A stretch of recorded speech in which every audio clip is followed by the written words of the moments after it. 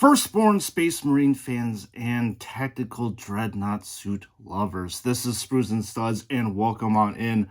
So, my Terminators have finally made their way out of the warp, i.e. they actually got stuck in customs for about a month and a half, and I finally have them in my grubby little hands. So in this video, we are going to be taking a quick look at the Terminator Sergeant for the Ultramarines and see exactly what this action figure is all about. So let's just get right to it. It's a pretty long box, but we will bust open anyways. What does it reveal? Ooh. Let's get this guy out of his plastic tomb. Alright, the Terminator Sergeant has been fully unboxed, and we shall see what's going on with this action figure as usual.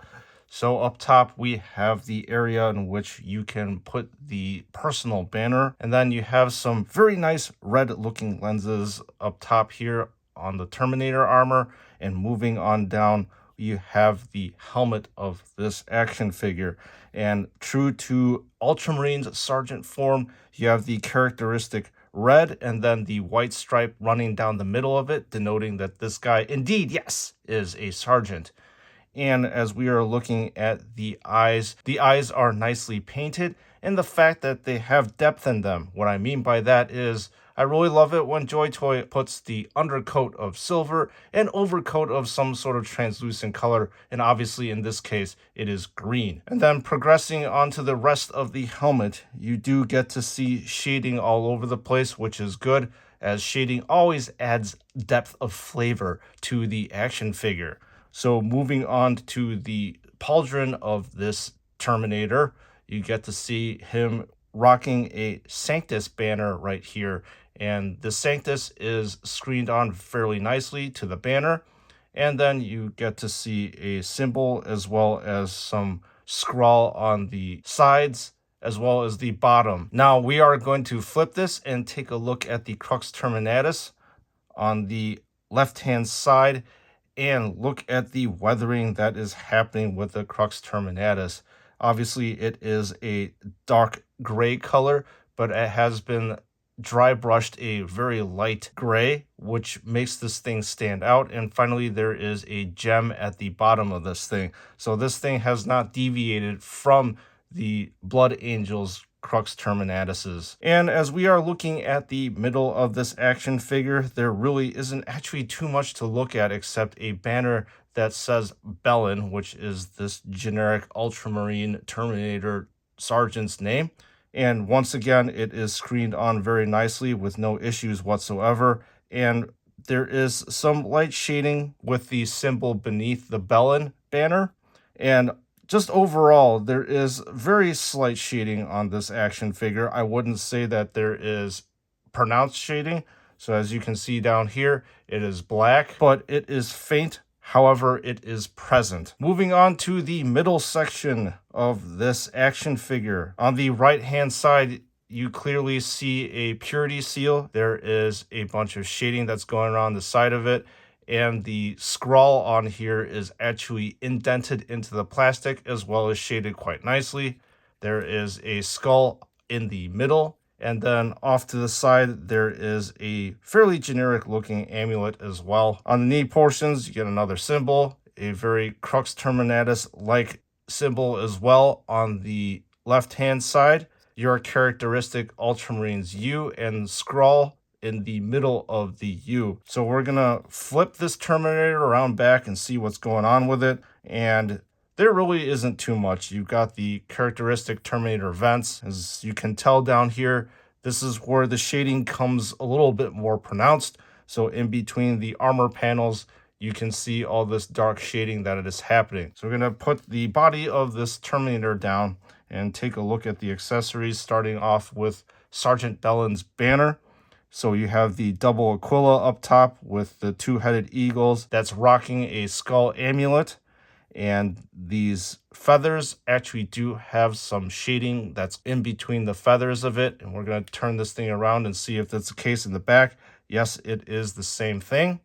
Flip it around the front, and you have a very gigantic banner that says Bellin. And what's the nice thing about this banner is you can see that it has some damage to it, which is nice.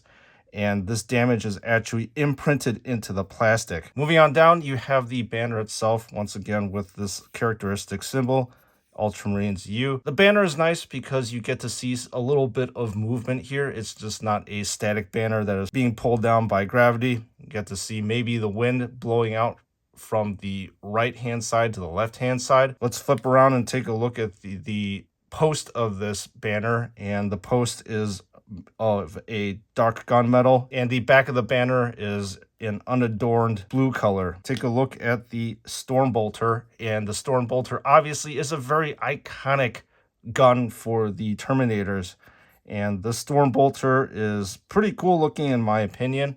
So it's got black casing on the top of it, and then to be honest, it is a very, very dark gunmetal color, far darker than what we've seen on the bolt rifles that the Primaris Space Marines wield. However, the nice thing about this Stormbolter is that it has heavy weathering all throughout, especially on the edges of the Stormbolter. I really like what JoyToy has done with this power sword, and the standard progression from the dark gunmetal up to the light silver is present, but the thing that I like the most about is the overspray with the nodes here.